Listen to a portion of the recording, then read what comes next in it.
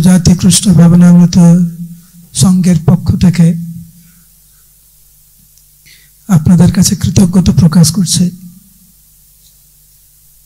এত সংখ্যায় এখানে সমবেত হওয়ার জন্য।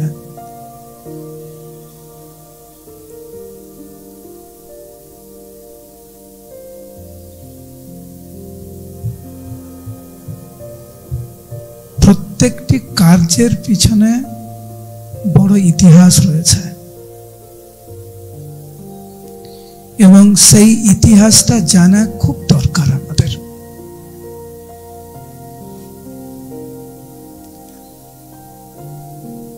আমরা যতক্ষণ না পর্যন্ত ইতিহাস বুঝবো জানবো ততক্ষণ পর্যন্ত একটা বিষয় সম্পর্কে আমরা বেশি গুরুত্ব দেব না। ঠিক যেরকম এটা একটা প্লাস্টিক বোতল, কত মূল্য এর? 10 টাকা। কিন্তু এই একই বোতলটা যদি খাঁটি সোনার হতো, এই 10 টাকা জলের বোতলকে আমরা যতটুকু গুরুত্ব দিচ্ছি, এই বোতলটা যদি খাঁটি সোনার হতো এর গুরুত্ব কিন্তু অনেক বেশি হতো।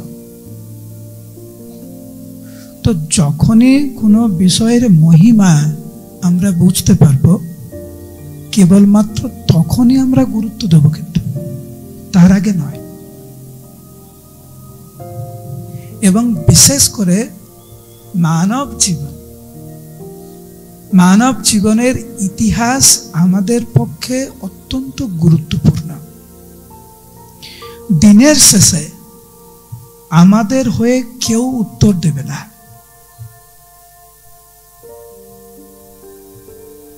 আমরা সারা জীবন কি করেছি সেটা আমাদেরই উত্তর দিতে হবে, এক নিজের কাছে, এক ভগবানের কাছে।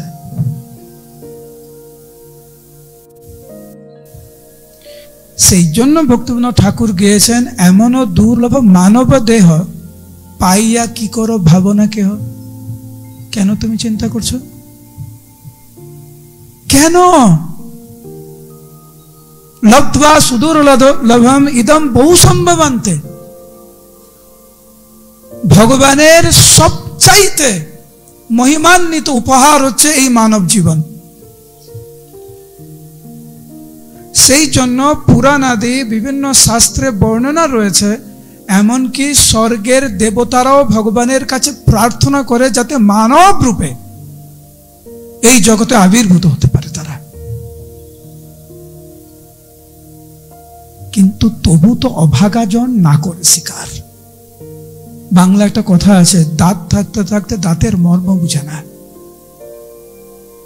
যার মা আছে সে বেশি গুরুত্ব দেয় না। যতক্ষণ পর্যন্ত বাবা মা বেঁচে থাকে আমরা বেশি গুরুত্ব দেই না। জিজ্ঞাসা করুন তার কাছে যার মা নেই, মায়ের গুরুত্ব তার কাছে জিজ্ঞাসা করুন।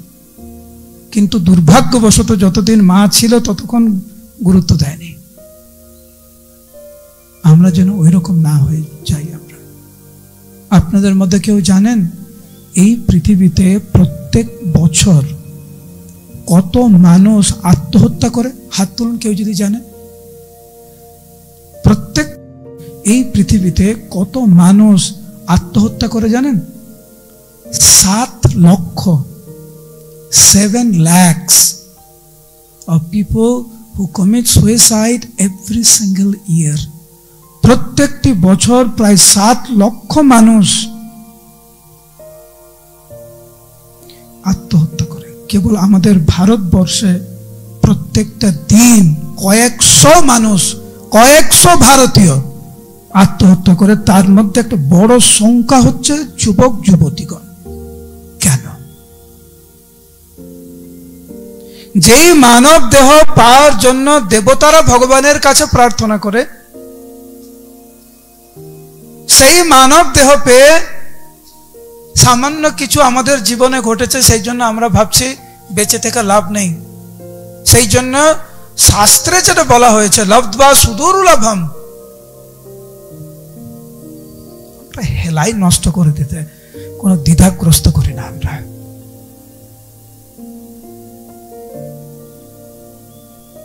সেই জন্য আমাদের ইতিহাস জানা উচিত। আমাদের এই মানব জীবনের ইতিহাস, এই মানব জীবনের মাধ্যম দিয়ে আমরা কি প্রাপ্ত হতে পারি, সেটা যখন আমরা হৃদয়ঙ্গম করব, বুঝব, তখন এই মানব জীবন পেয়ে খুঁটিনাটির বিষয়ে এত মাথা ঘামাবো না, এতটা হতাশ হব না।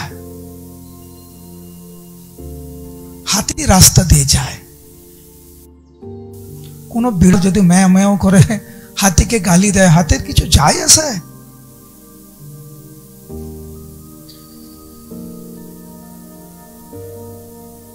আপনাদের মধ্যে অনেকে আছেন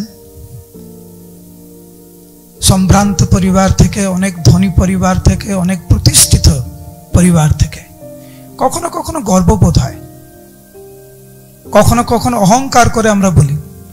রাস্তায় করে যদি ঝগড়া হয়ে যায়, তখন সে বলে, তুমি জানো আমার বাবাকে? বলে না এরকম? তুমি জানো আমি কে? স্বাভাবিক, আমরা জানি আমরা কে। কে আমরা? যার জন্য একটু কিছু হলে হতাশ হয়ে আত্মহত্যা করার চেষ্টা করি আমরা। আমরা জানি না।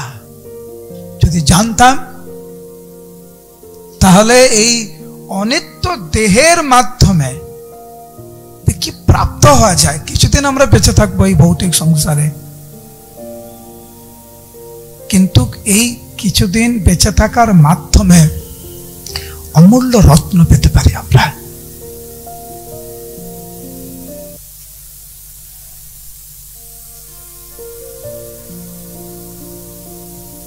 হরে কৃষ্ণ।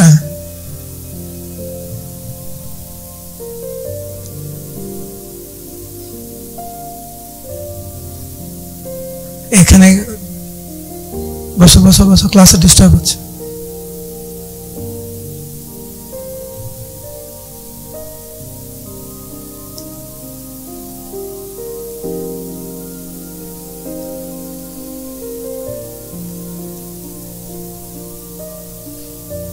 সুখ লাগে সর্বজীব নানা যুক্তি করে, তর্ক করে, যোগ করে সংসার ভিতরে।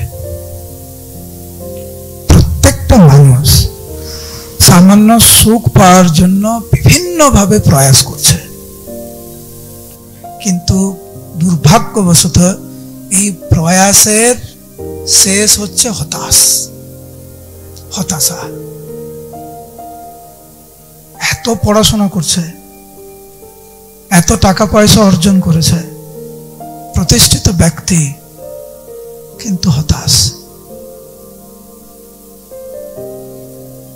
এটা ভুল হবে যদি আমরা ভাবি কেবলমাত্র গরিব মানুষ হতাশা হয়।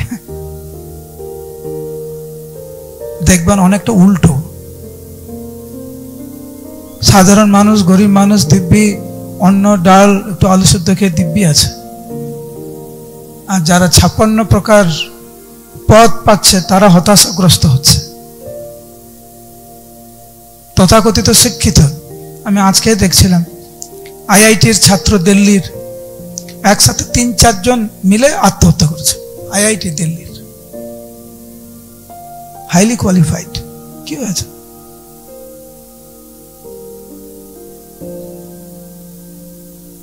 কারণ আমরা আমাদের প্রকৃত পরিচিতি আমরা জানি না। হাতির উদাহরণ দিলাম, হাতি জানে বিড়াল কি বললো, রাস্তার কুকুর কি বললো, আমার কিছু যায় আসে না, কারণ সে নিজের পরিচিতি জানে। সনাতন গোস্বামী, আমাকে বলা হয়েছে মহাপ্রভুর শিক্ষা নিয়ে বলতে, তার উপরে ভিত্তি করেই আমি বলছি। চৈতন্য চরিতামৃত থেকে এখন যা বলছে, চৈতন্য চরিতামৃতের উপরে ভিত্তি করে মহাপ্রভু সনাতন গোস্বামীকে যে 2 মাস শিক্ষা দিয়েছিলেন বারাণসীতে গঙ্গার তীরে, তার উপরে ভিত্তি করে আজকে আলোচনা হচ্ছে। সনাতন গোস্বামী এই গৌড়ের প্রধানমন্ত্রী ছিলেন। রূপ গোস্বামী এবং সনাতন গোস্বামী একজন অর্থমন্ত্রী, একজন প্রধানমন্ত্রী। রামকেলিতে ওনাদের রাজপ্রাসাদ ছিল, যার কিছুটা হলেও এখন দেখা যায়। সবকিছু পরিত্যাগ করে সনাতন গোস্বামী বারাণসীতে গেলেন, মহাপ্রভুর চরণে আত্মসমর্পণ করলেন। সুবর্ণ সুযোগ পেলেন সনাতন গোস্বামী মহাপ্রভুর কাছে কিছু প্রশ্ন রাখতে। সাক্ষাৎ পরব্রহ্ম সনাতন গোস্বামী বিনম্র চিত্তে মহাপ্রভুকে বললেন, হে প্রভু, সবাই আমাকে বিদগ্ধ পণ্ডিত বলে। সারা ভারতবর্ষ থেকে আমার কাছে ভাগবত শুনতে রামকেলিতে আসতেন পণ্ডিতরা, কিন্তু দুর্ভাগ্যের বিষয় হচ্ছে আমার প্রকৃত পরিচিতি আমি জানি না। যখনই আমরা আমাদের প্রকৃত পরিচিতি আমরা বুঝতে পারবো না, তখনই কিন্তু হতাশা হব আমরা। ভক্তনাথ ঠাকুর গানে ওনার ভজনের মাধ্যম দিয়ে উনি বলেছেন, তোমার সেবায় দুঃখ হয় যত, সে তো পরম সুখ। হে প্রভু, তোমাকে সেবা করতে গিয়ে যে সমস্ত দুঃখ কষ্ট আমি পাই, সেগুলো হচ্ছে প্রকৃত সুখ। ছোট্ট একটা উদাহরণ দেয়া যায়, মা যখন তার ছোট্ট শিশুর জন্য রন্ধন করে শীতকালে, যেমন এখন শীতকালে রান্না করতে কষ্ট হয়, নিশ্চয়ই কষ্ট হয়, কিন্তু এইটা চিন্তা করে উনি আনন্দিত চিত্তে রন্ধন করেন যে ওনার ছোট্ট শিশু এটা খাবে। উদ্দেশ্য মহৎ, সেই জন্য এই ছোটখাটো দুঃখ কষ্টকে বেশি পরোয়া করে না।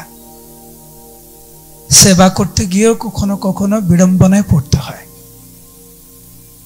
মনোমালিন্য হয় কখনো কখনো, কিন্তু যেহেতু উদ্দেশ্য অনেক মহৎ, সেই জন্য তোমার সেবায় দুঃখ হয় যত, সে তো পরম সুখ।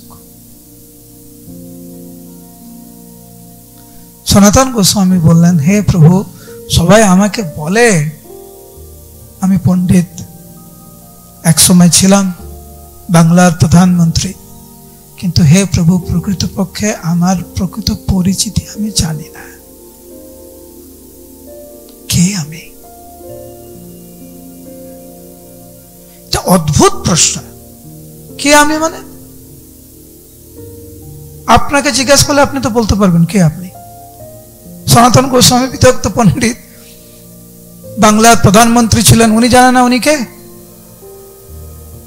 প্রভুপাদ একটা সুন্দর উদাহরণ দিয়েছেন। উনি বলেছেন যে যেমন এটা কি জোরে, এটা কি? আপনার হাত উঠান। এটা কি? কার হাত? জোরে, কার হাত? এটা কি? হাত দেন, হাত দেন, মাথায় হাত দেন। এটা কি? কার মাথা? এটা কি? হাত দেন, হাত দেন। কার এটা? বুঝুন কি বলছেন আপনি, এইটাতেই উত্তর পাবেন আপনি। আপনি বলছেন এটা আপনার হাত, আপনার মাথা, আপনার নাক, বা আমার ক্ষেত্রে এটা আমার হাত, আমার মাথা, আমার নাক। আমরা কি কখনো বলি আমি হাত, আমি মাথা, আমি নাক? বলি না, আমরা বলি আমার।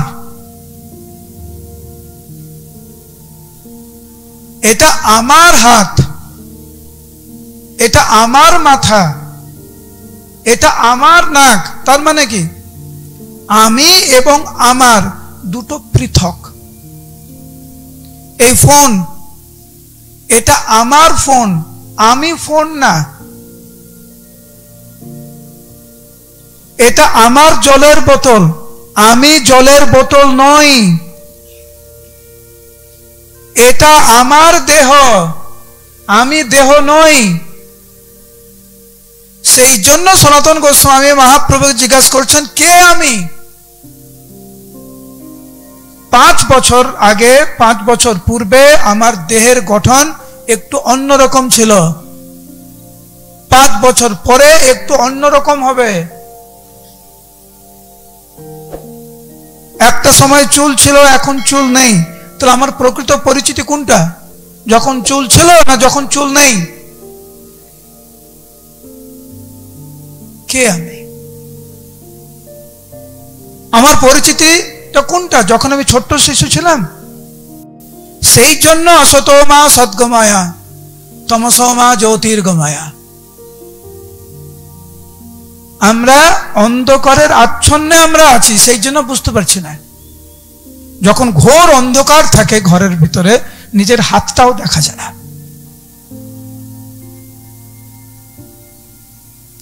সেই জন্য প্রত্যেকটি জীবের কর্তব্য হচ্ছে প্রকৃত অর্থে উপলব্ধি করা, জ্ঞাত হওয়া আমাদের আসল পরিচিতি সম্পর্কে। মহাপ্রভু উনি উত্তরে বললেন, সনাতন গোস্বামীর এই প্রশ্নে কে আমি, মহাপ্রভু বললেন, জীবের স্বরূপ হয় কৃষ্ণের নিত্য দাস। যে জীবের প্রকৃত পরিচিতি হচ্ছে তিনি কৃষ্ণের অংশ, কৃষ্ণের সন্তান।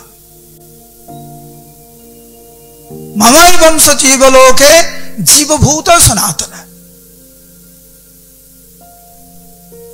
জীব হচ্ছে ভগবানের অংশ, ভগবানের সন্তান। অহম বীজ প্রদাপিতা ভগবান বলছেন।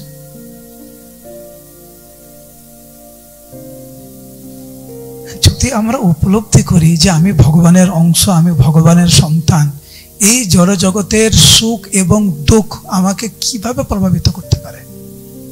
অসম্ভব, অসম্ভব।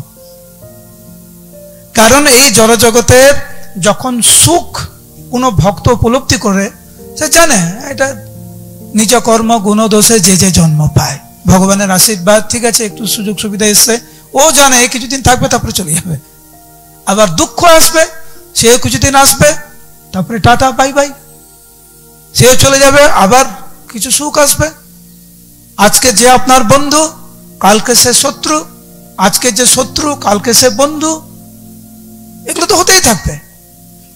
কিন্তু তার আত্মার সাথে যে পরমাত্মার যে সম্পর্ক, সে সম্পর্কে সে উপলব্ধি করেছে বলে এই জড় জগতের ভালো মন্দ তাকে প্রভাবিত করতে পারে না। জীবের স্বরূপ হয় কৃষ্ণের নিত্য দাস,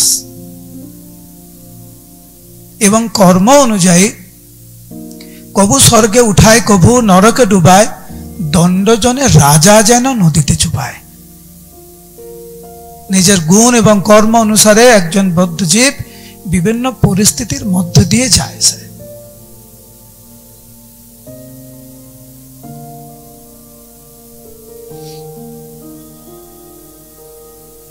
মহাপ্রভুর এই কথা শুনে সনাতন গোস্বামী বললেন যে, হে প্রভু, আপনি বলছেন আমি ভগবানের অংশ,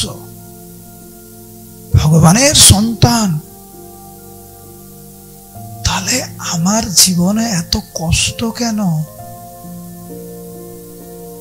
আপনারা জানেন সনাতন গোস্বামী বেশ কিছু সময় ধরে জেলে ছিলেন, এবং আমরা আদি আত্মিক, আদি ভৌতিক, আদি দৈবিক বিভিন্ন কষ্টের মধ্যে দিয়ে যাই। এখানে কেউ আছে যে বলতে পারবে আমার জীবনে কষ্ট নাই?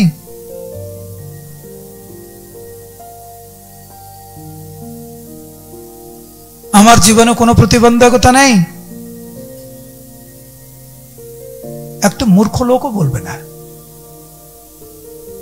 প্রত্যেকটা মানুষ উপলব্ধি করে যে যবে থেকে জ্ঞান হয়েছে তখন থেকেই সংগ্রাম, বেঁচে থাকার সংগ্রাম, বেঁচে থাকার লড়াই, একটু অন্যের জন্য লড়াই, একটু আশ্রয়ের জন্য সংগ্রাম, একটু নিরাপত্তার জন্য সংগ্রাম। কিন্তু এত চেষ্টা করেও আমরা বিফল। সেই জন্য দেখবেন কখনো কখনো সংসারে স্ত্রী আছে, পুত্র আছে, স্বামী আছে, ঘর বাড়ি সব আছে, তবু একাকী অনুভব হয় কেন? সবার মধ্যে থেকেও একাকী। কারণ এই সংসারের নিয়মই এরকম। যার জন্য সবকিছু ত্যাগ করেছেন আপনি আপনার জীবনে, সেই আপনাকে একদিন ত্যাগ করবে, সেই আপনাকে একদিন ভুল বুঝবে। যাকে জন্ম দিয়েছেন, যাকে কোলে পিঠে করে মানুষ করেছেন, সেই আপনাকে বলবে একদিন ঘর থেকে বেরিয়ে যাও। সেই জন্য দেখবেন ভারতবর্ষে বৃদ্ধাশ্রমের সংখ্যা বাড়ছে দিনে দিনে। কেন? আমাদের মায়াপুরে অনেকে আসে এবং জিজ্ঞাসা করে আপনাদের বৃদ্ধাশ্রম নেই কেন? ভারতবর্ষে, বিদেশে বৃদ্ধাশ্রম অনেক কমন জিনিস, সাধারণ জিনিস, কিন্তু ভারতবর্ষে এই বৃদ্ধাশ্রমের সংস্কৃতি কেন বাড়ছে? তথাকথিত আধুনিক যুগ, আধুনিক সভ্যতা, কতটা এগিয়ে গেছি আমরা? চিন্তা করে বলুন তো কতটা এগিয়েছেন? আমি গত সপ্তাহে দুবাইতে ছিলাম, তো ভক্তরা আমাকে বলছিল যে কয়েক বছর আগে ওনাদের এই জল, খাওয়ার জল এবং পেট্রোল দাম একই ছিল। তেল, অনেক তেল পাওয়া যায় মিডল ইস্টে। একটা সময় ছিল জলের দাম বেশি আর পেট্রোল ডিজেলের দাম কম। তারপরে কয়েক বছর হলো জল আর পেট্রোল ডিজেল একই। এখন পেট্রোল ডিজেল একটু বেড়েছে দাম। জল কিনে খেতে হয় এখন, শুদ্ধ জল পাওয়া যায় না। কিন্তু আমরা আধুনিক, অনেক আধুনিক হয়ে গেছে।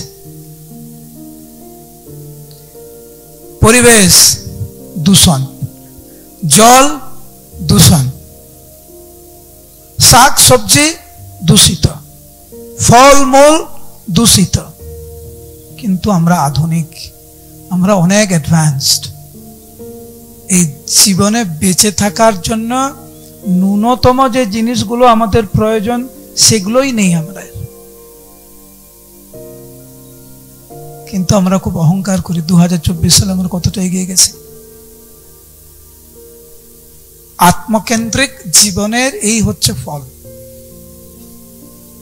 যেখানে ইন্দ্রিয় তৃপ্তিতে মানব সমাজ এতটাই ব্যস্ত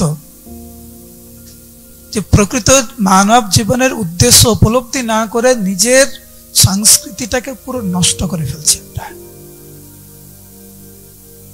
সনাতন গোস্বামী জিজ্ঞাসা করলেন, হে প্রভু, আপনি বলছেন আমরা ভগবানের সন্তান, ভগবানের অংশ, তাহলে এত কষ্ট কেন?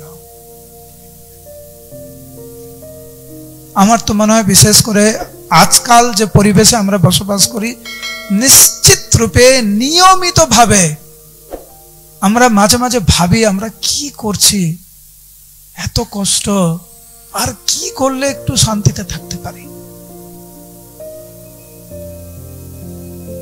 দৈহিক রোগ একটি, এখন মানসিক রোগের সংখ্যা অনেক বাড়ছে। সাইকিয়াট্রিক, সাইকোলজিস্ট, তাদের ব্যবসা অনেক বাড়ছে। কেন?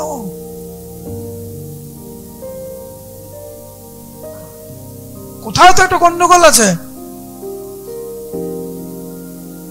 তো সনাতন গোস্বামীর এই প্রশ্নে যে জীব যদি ভগবানের অংশ হয় তাহলে এত কষ্ট কেন?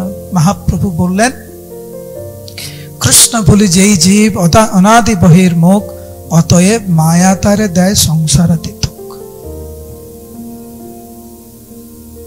ভুলিয়া তোমারে সংসারে আসিয়া পেয়ে নানাবিধ ব্যথা।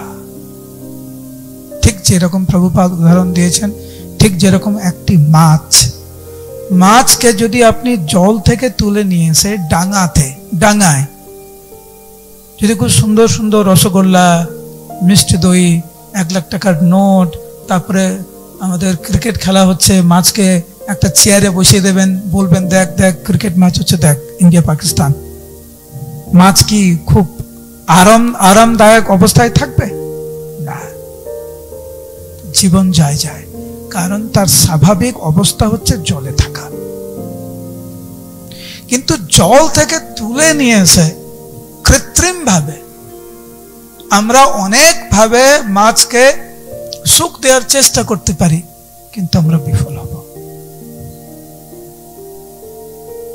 আমাদের স্বভাবই হচ্ছে ভগবানের সেবা করা, ভগবানের অংশ আমরা।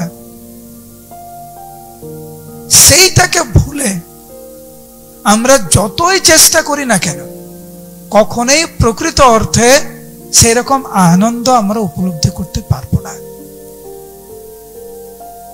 সম্ভব না।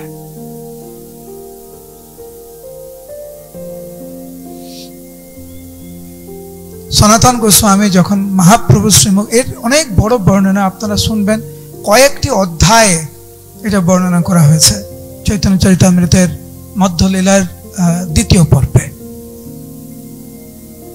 তখন সনাতন গোস্বামী জিজ্ঞাসা করলেন, হে প্রভু, আমি এখন বুঝতে পারলাম যে আমার স্বরূপ হচ্ছে কৃষ্ণের দাস, এবং যেহেতু আমি কৃষ্ণের দাস, যেহেতু আমি কৃষ্ণকে ভুলে গেছি, সেই জন্য আমার এই দুরবস্থা। এখন আমার কি করা উচিত?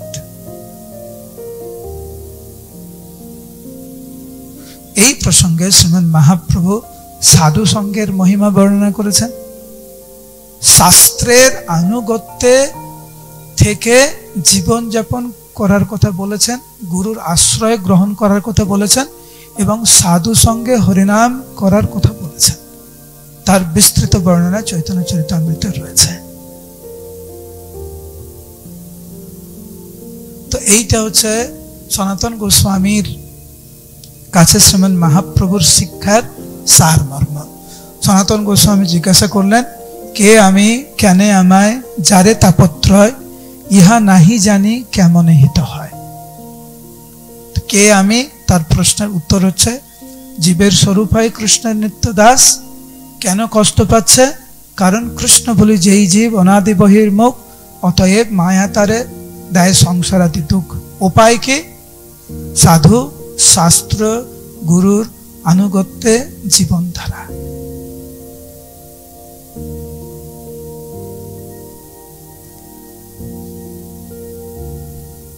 ঠিক যেরকম একটা মাইক্রোফোন, এখানে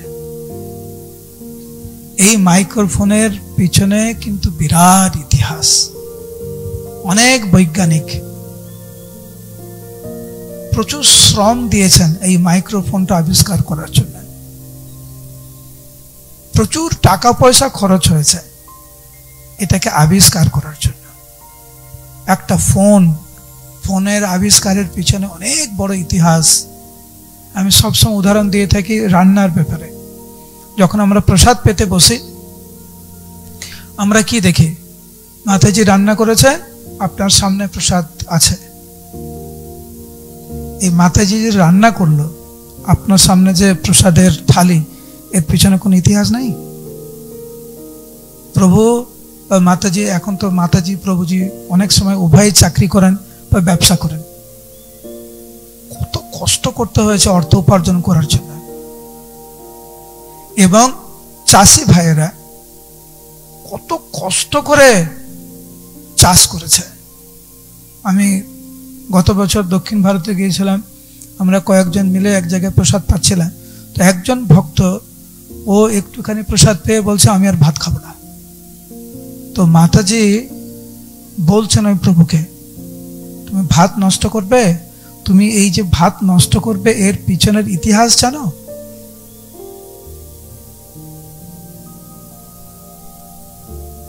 প্রভুজি, মাতাজি অনেক পরিশ্রম করে অর্থ উপার্জন করেন, চাষি ভাইয়েরা অনেক কষ্ট করে।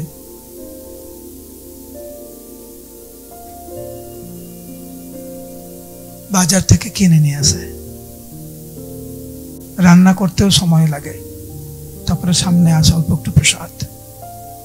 এটা যদি কেবলমাত্র অল্প একটু প্রসাদের ইতিহাস হয়ে থাকে, এই যে মানব জীবন আমরা পেয়েছি, এর ইতিহাস কত! কত যোনিতে আমরা ভ্রমণ করে, ব্রহ্মাণ্ড ভ্রমিতে কোনো ভাগ্যবান জীব গুরু কৃষ্ণ প্রসাদে পায় ভক্তিলতা বীজ। কেন বলা হয়েছে লব্ধ্বা সুদুর্লভম ইদম বহু সম্ভবান্তে?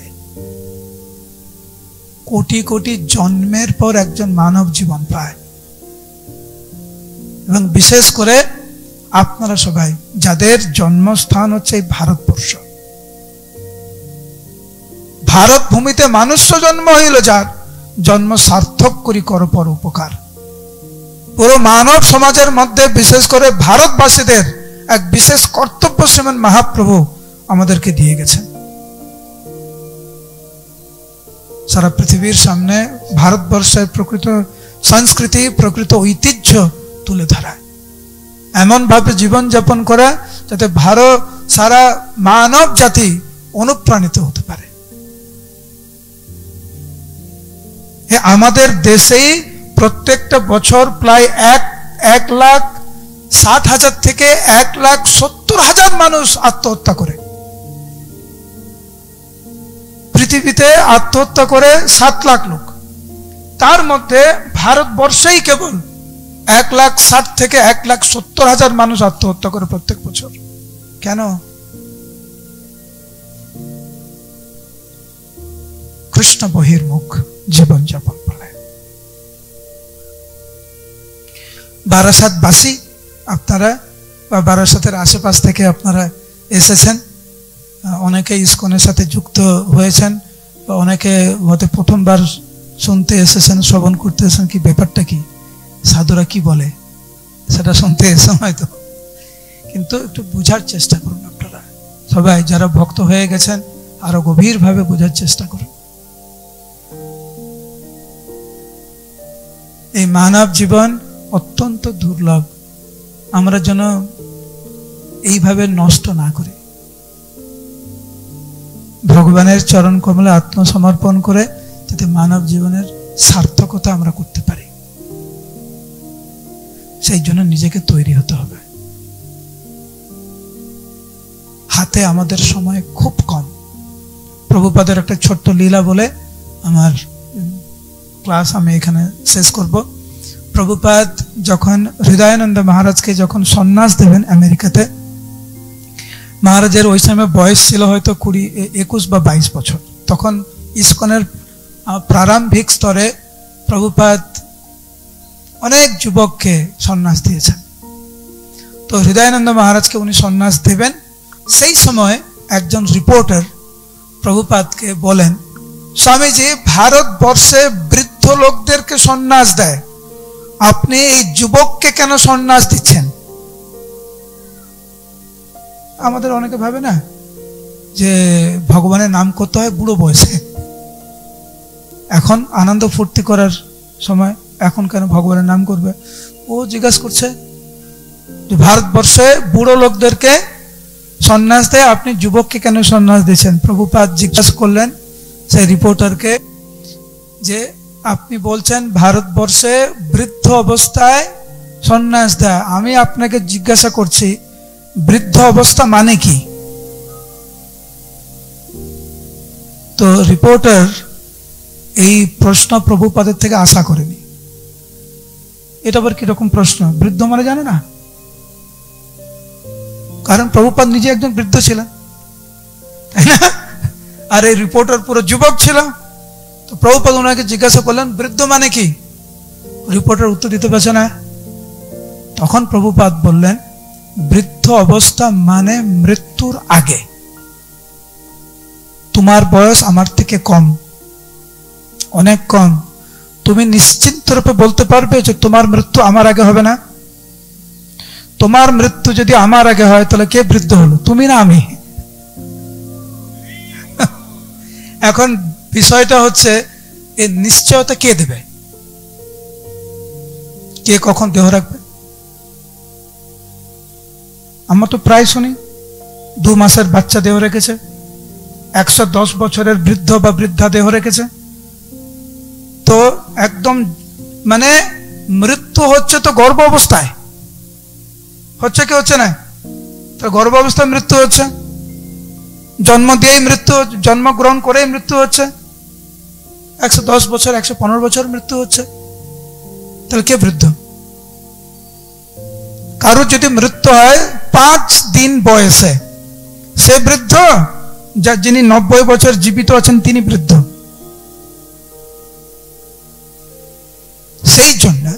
প্রভুপাদ বললেন সেই জন্য আমি সন্ন্যাস দিচ্ছি।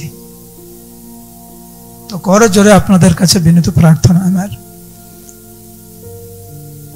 আপাত দৃষ্টিতে তথাকথিত সেই বৃদ্ধ অবস্থার জন্য অপেক্ষা করবেন না, যখন আপনার আর কোনো দাঁত থাকবে না, আর চলতে পারবেন না, আর চিন্তা করতে পারবেন না, আপনার নিজের নামও বলতে পারবেন না, তখন হরিনাম করবেন কি করে? এই অবস্থায় ভগবানকে স্মরণ করতে পারছেন না, আর যখন শরীর পুরো অকেজ হয়ে যাবে তখন ভগবানকে কি করে স্মরণ করবেন? আজ যারা বলেন প্রভু আমরা অনেক ব্যস্ত, কিসের জন্য ব্যস্ত? মরতে ব্যস্ত, অনেক নরকগামী হওয়ার জন্য অনেক ব্যস্ত, জীবনটাকে আরো জটিল করার জন্য আরো ব্যস্ত। একটু দাঁড়িয়ে যান, একটু ভাবুন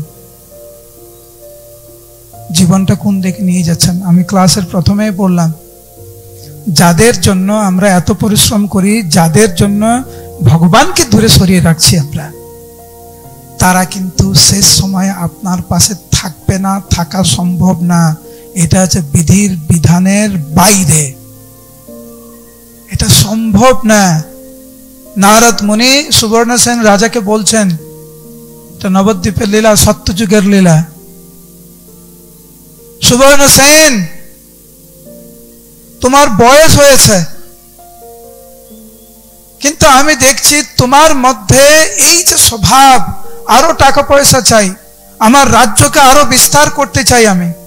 কেন করছো তুমি? কেন ভগবানের নাম গ্রহণ করছো না?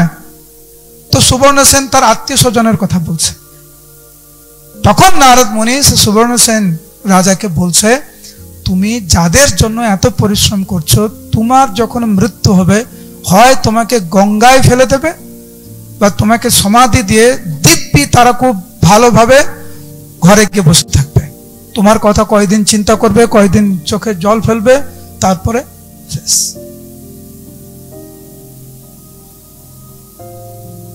তোমার জন্ম এই নবদ্বীপ ধামে, কলিযুগের প্রারম্ভে শ্রীমান মহাপ্রভু এই কলিযুগে অবতীর্ণ হয়ে অকাতর প্রেম বিতরণ করবে। এই সুবর্ণ সুযোগ তুমি গ্রহণ করো, মহাপ্রভুর ভক্ত হও, কৃষ্ণের ভক্ত হও। এইভাবে মানব জীবন নষ্ট করো না সুবর্ণ সেন। ঠিক সেই রকম আমরা ভারতবাসী, এই সেই পুণ্যভূমি যেখানে ভগবান এবং ভগবানের শুদ্ধ প্রতিনিধিরা বারবার অবতীর্ণ হয়েছেন। ভারতবর্ষই পারে সারা পৃথিবীকে প্রকৃত সংস্কৃতি, প্রকৃত সভ্যতা দেখাতে পারে, শিখাতে পারে। আমরাই আমাদের ভারতবর্ষের প্রকৃত সংস্কৃতি, প্রকৃত সভ্যতাকে গ্রহণ করতে আমরা লজ্জা পাই, তিলক পড়তে লজ্জা পাই, ভারতীয় পোশাক পড়তে লজ্জা পাই, হরে কৃষ্ণ বলতে লজ্জা পাই। কিন্তু আমি খুব আনন্দের সঙ্গে বলতে পারি, এখন লজ্জাটা অনেকটা কমেছে। আমার এখনো মনে আছে, আমি তো ছোট্ট বয়সে এসেছিলাম মায়াপুরে। তো যখন আমরা কলকাতায় আসতাম, আমার এখনো মনে আছে, ট্রেনে আসতাম যখন, আজ থেকে মানে যখন জয়েন করেছি তখন তো আসা শুরু করতাম না, কিন্তু কমপক্ষে 35 বছর আগেকার কাহিনী বলছি আমি। যখনই আসতাম, আমি তো অনেকবার মার খেয়েছি, ছোট্ট সাধু মার খেয়েছি। কেন? আমার কি অপরাধ? আমি ভক্ত, আমি তিলক পরেছি বলে, আমার মস্তক মুন্ডন, আমার শিখা আছে বলে, আমার গলায় মালা আছে। ভারতবর্ষে জন্মগ্রহণ আমার, ভারতবর্ষ থেকে ভারতবর্ষের প্রকৃত সংস্কৃতি গ্রহণ করার অধিকার আমার নেই। শিল প্রভুপাদের বিশেষ আশীর্বাদে আজ পরিবেশ পরিস্থিতি অনেকটা পাল্টেছে।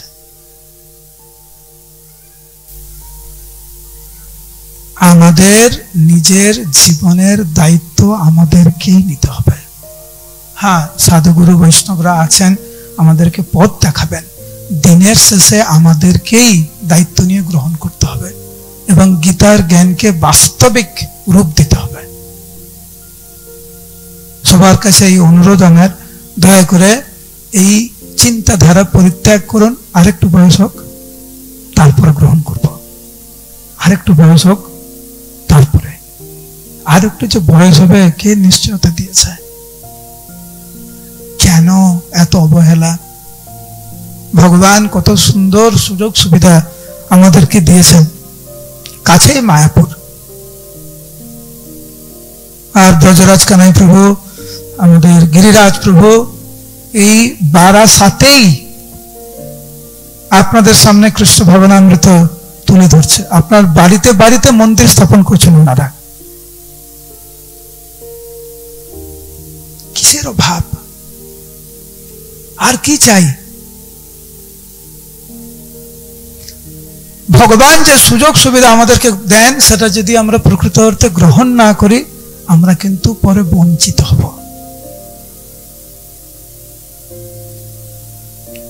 তখন অনুশোচনা করতে পারি, কিন্তু অনুশোচনা করে লাভ নাই।